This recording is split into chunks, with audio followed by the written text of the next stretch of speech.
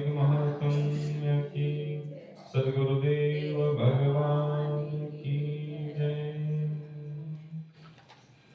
परम मंगल में भगवत स्वरूप अकारण करुणावरणालय भक्तवांचः कल्पतरु पीताम्बरधारी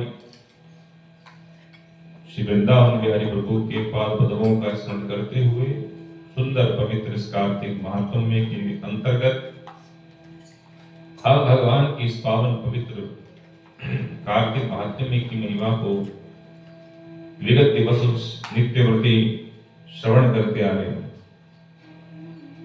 जहां पर प्रभु के पावन पवित्र अनेक महत्व को इस कार्तिक मास में आने वाले अन्य पुण्य समस्त पुण्यों का वर्णन इस कार्तिक महात्म्य में, जहां पर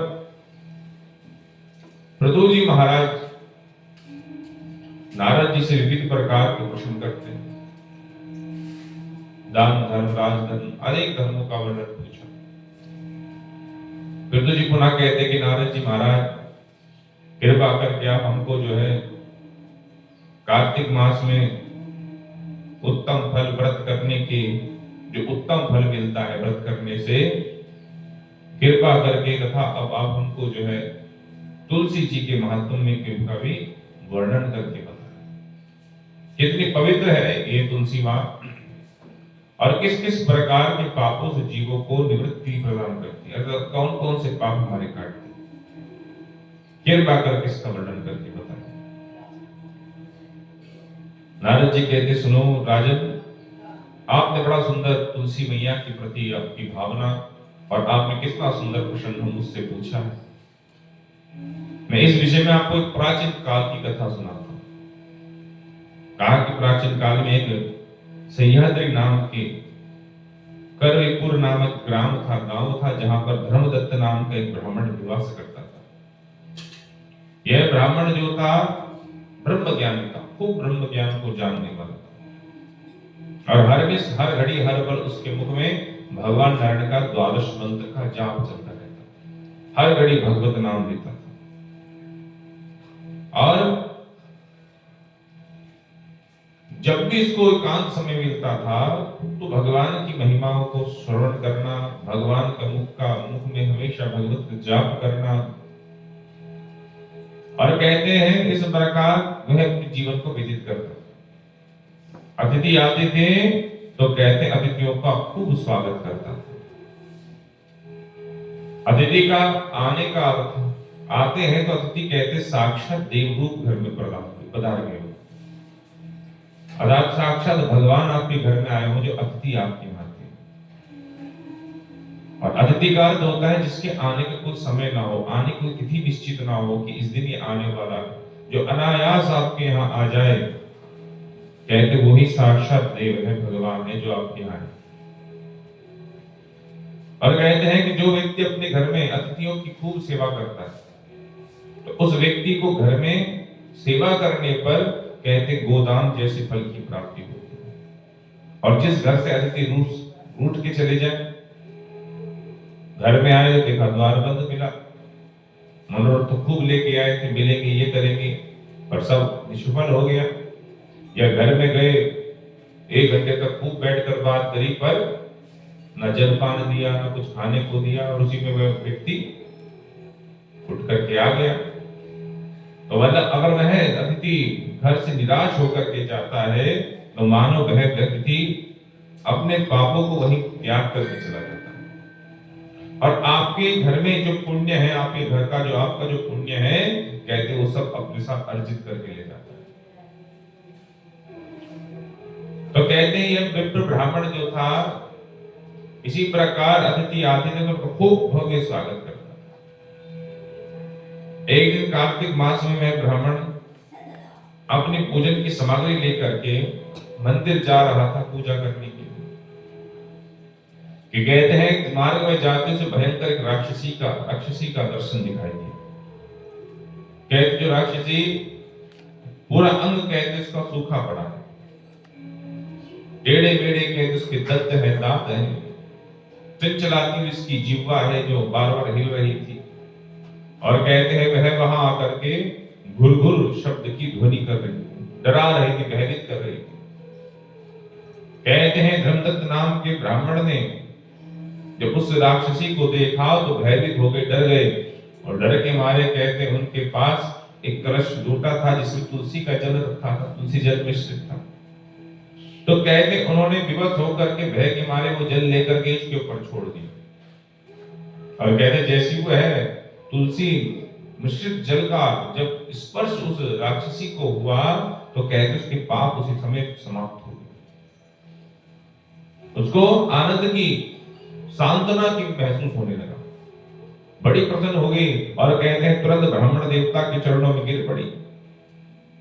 कहते इस प्रकार उसको विलाप करता हुआ, रोदन करता हुआ देख करके ब्राह्मण से रहा नहीं गया, और ब्राह्मण ने पूछा, देवी तुम कौन हो और किस पाप के कारण इस गति को प्राप्त किया तुमने, अर्थात इस राक्षसी बनी हो, कृपा कर अपना परिचय हमको प्रदान करो।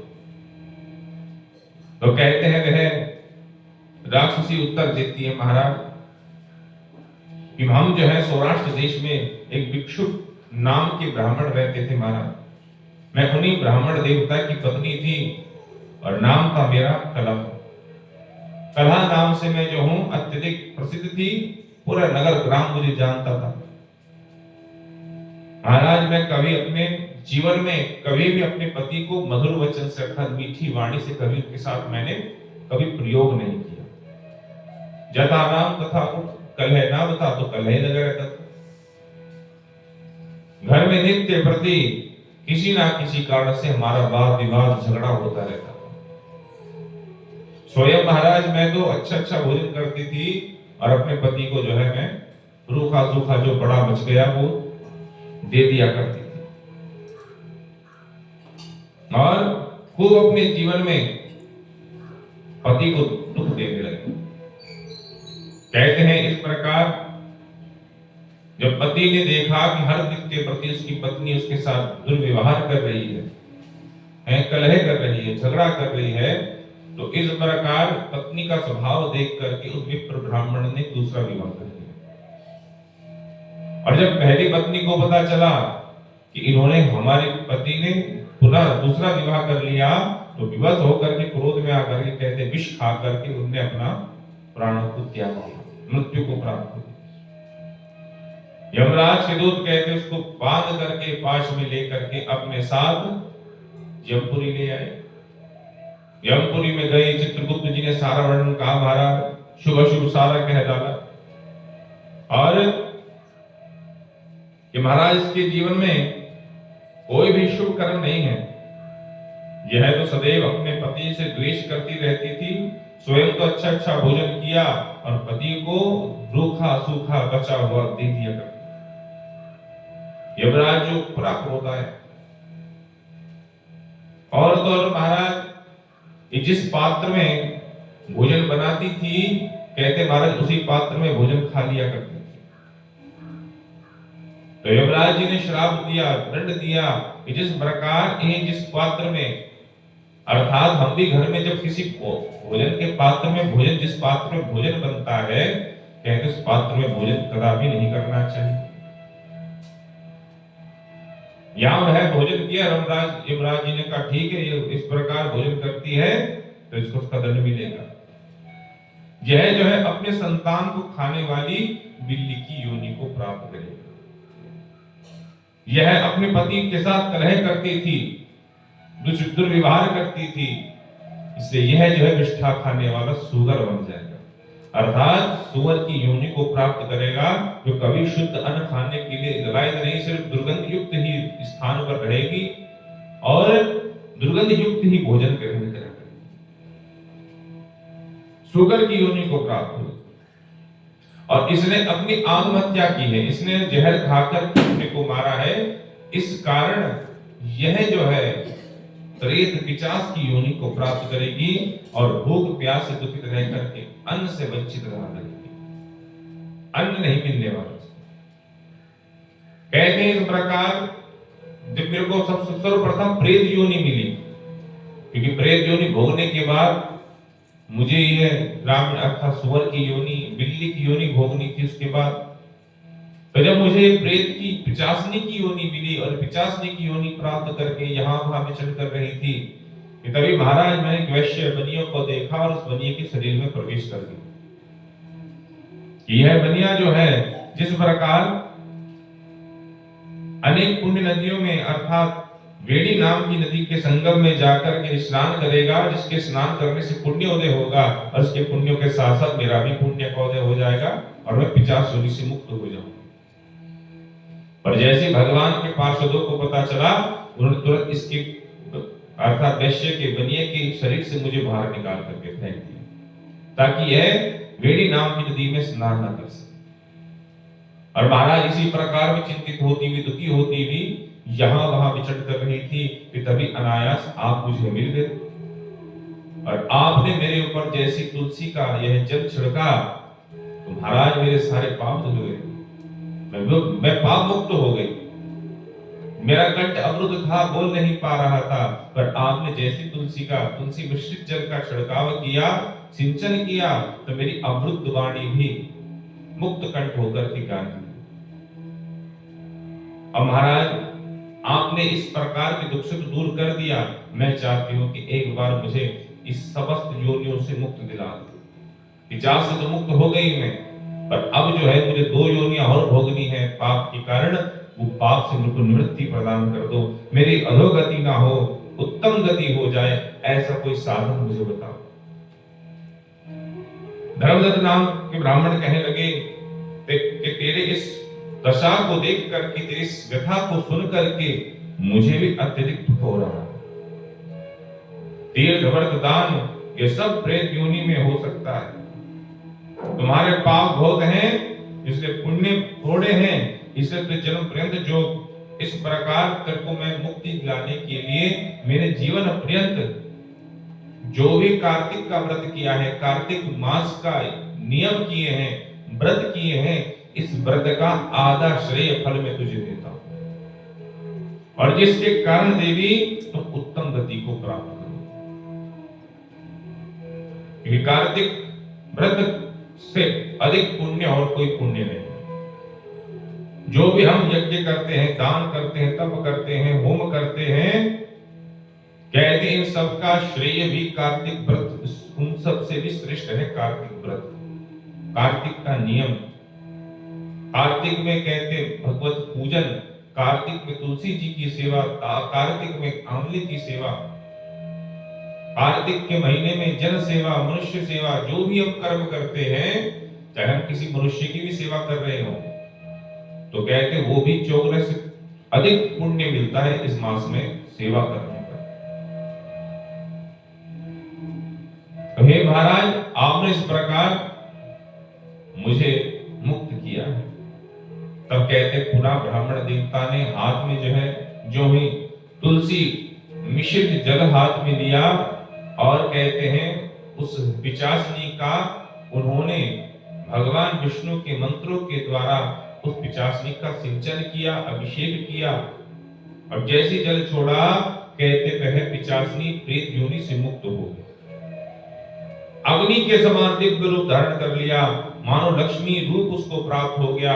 अंगों में कहते हैं खूब सुंदर आभूषण अलंकार अनेक प्रकार के उसके शरीर में व्याप्त हुए। ब्राह्मण को नमस्कार करके आनंद से बोली कि भगवान, पाप रूपी समुद्र में मुझे डूबती हुई को आप जो है नौका मिल गए और आपकी नौका का सहारा प्राप्त करके मैं जो है इस प्रकार पाप से मुक्त हो गई।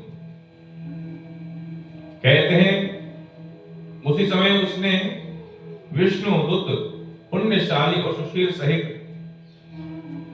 विमान वहां प्रकट हुआ और कहते भगवान के दूत कलह नाम की पिचासनी को विमान पर बिठा करके, विमान पर लेकर के कहते हैं परम धाम अर्थात विष्णु धाम की तरफ प्रस्थान करने लगे। इधर कहते हैं धर्मदत्त अति विस्मय में हुआ और भगवान के गणों को देख करके चरणों में गिरकर के उनको सबको दंडवत करता हुआ नमन करने लगा। धर्मदत्त को उठा करके भगवान के गणों ने, पार्षदों ने धर्मदत्त को अपने हृदय से लगा दिया और कहा कि ब्राह्मण तुम धन्य हो, तुम्हारा ये स्वभाव धन्य है, तुमने सदैव भगवान विष्णु की सेवा की है, कार्तिक का नियम किया है, और इसका नियम करके तुमने इस पूरे जीवन में जितने तुमने कार्तिक व्रत किए हैं, इस कार्तिक व्रत का श्रेय या पुण्य तुमने जो है जिस ब्राह्मणी को दिया, पिचासनी को दिया, जिसके देने से ये ब्राह्मणी मुक्ति को प्राप्त होगी। पर हे तुम चिंता न करो विप्र, तुम भी जब इस धराधाम में शरीर को त्यागोगे तो भगवत इस कार्तिक व्रत के पुण्यों के प्रताप से तुम जो हो विष्णु धाम को प्राप्त हो जाओगे, और उस पुण्यों के प्रताप से जब पुनः इस मृत्यु लोक में आओगे तो तुम कोई साधारण नहीं, महाराजा राजा बनकर के तुम्हारा जन्म होगा। तुम इस मृत्यु लोक में साक्षात राजा बनोगे और जगत संसार में तुम राजा दशरथ के नाम से जाने जाओगे। तुम्हारे वंश में ही भगवान विष्णु के अवतार राम होंगे और अनेक उनके सखा अर्थात लक्ष्मण भरत शत्रुघ्न आदि उनके भात्र भाई होंगे। तुम्हारी इस प्रकार 3 रानियां होंगी, और जिसमें यह कलह नाम की जो कन्या थी, पिशाचनी थी, जिसको तुमने मुक्त किया था, कहते यही पिशाचनी जो है केकई बनकर के वहां पर उस समय जन्म लेगी और तुम्हारी धर्मपत्नी बनेगी। और इस प्रकार तुम पुनः विष्णु धाम के अधिकारी बनकर के विष्णु तत्व को प्राप्त कर जाओगे, परम सुख को प्राप्त करोगे। नारद जी कहते हैं कि पृथ्वी जी महाराज, इस प्रकार तुलसी जी के महात्म्य का वर्णन है कि तुलसी जी का जल मिश्र जल हो, तुलसी जी का स्पर्श हो, तुलसी जी की सेवा हो, मुख में तुलसी जी का नाम हो, तो कहते ये तीनों चीजें जो है जो हमारे मन से, वाणी से, कर्म से किए हुए पापों को धुलती है। तुलसी जी का शरीर पर स्पर्श हो जाए तो मानो हमारा शरीर पवित्र हो जाता है, धन्य हो जाता है। और इस प्रकार तुलसी जी महत्व है, और इस कार्तिक मास में किया हुआ व्रत का पुण्य अत्यधिक श्रेष्ठ फल देने वाला होता है। कहते इस प्रकार तुलसी जी और कार्तिक के महात्म्य को बताया। और सुंदर कहते हैं कार्तिक मास की चतुर्दशी तिथि, जिसको हम नरक चतुर्दशी अथवा छोटी दिवाली के रूप से भी जानते हैं, कहते यह बड़े सुंदर उत्साह से मनाया जाता है।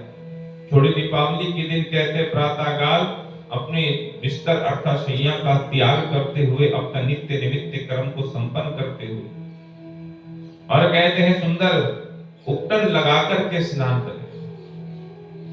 कहते स्नान करने के पश्चात पूजन विधि को करें, और कहते हैं एक थाली में एक चौमुहा दीपक रखें। इसके साथ ही थाली में कहते 16 दीपक भी स्थापित करें, और इन सब में कहते हैं दीपकों में तेल भर करके स्थापित करें। हे ऋषियों, यह सब कार्य जो है सायंकाल के समय संपन्न करना चाहिए। सायंकाल के समय सुंदर अपने घर के सम्मुख चौक बना करके सुंदर उनका पूजन करते हुए, जिसमें कहते हैं मां लक्ष्मी, गणेश जी, विष्णु जी तथा भगवान महादेव और सरस्वती माता, इन सब का पूजन आह्वान करना चाहिए। सब परिवार सहित कहते वहां पर बैठ करके इन सब का पूजन करें, और उसी के अनुसार वहां पूजन करके रोली, गुलाल, खीर, गुड़, बतासे, धूप, दीप, चंदन, मिष्ठान आदि सभी है कहते कार्य को पूजन करके संपन्न करें।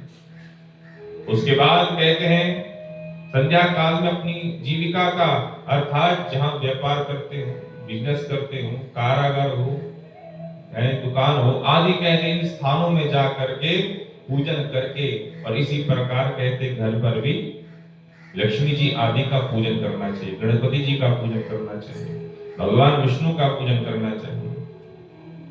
और कहते सबसे पहले घर के परिवार के मुखिया पुरुष जन हैं, वो सब एकत्रित होकर के पूजन करें।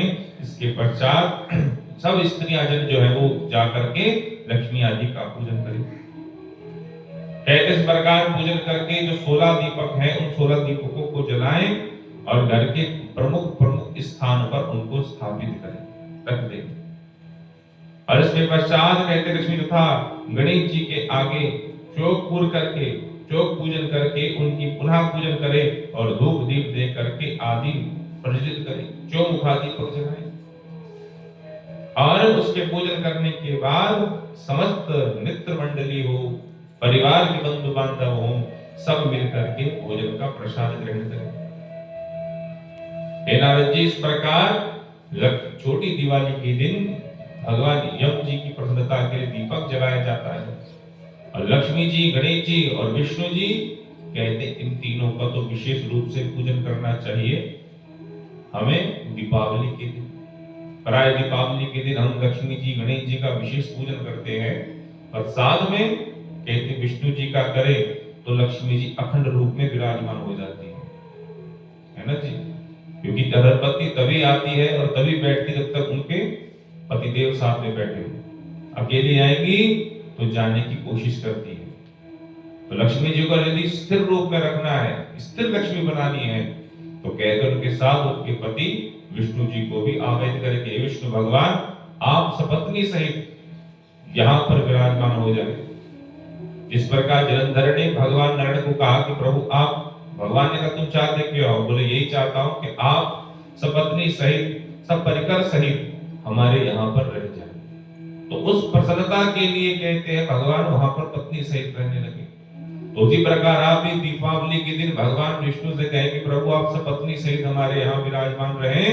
तो कहते हैं भगवान तो स्वतः भक्त की इस पुकार को सुनने के लिए लायक रहते, कब भक्त मुझे बुलाए और मैं कब भक्त के घर जाऊं।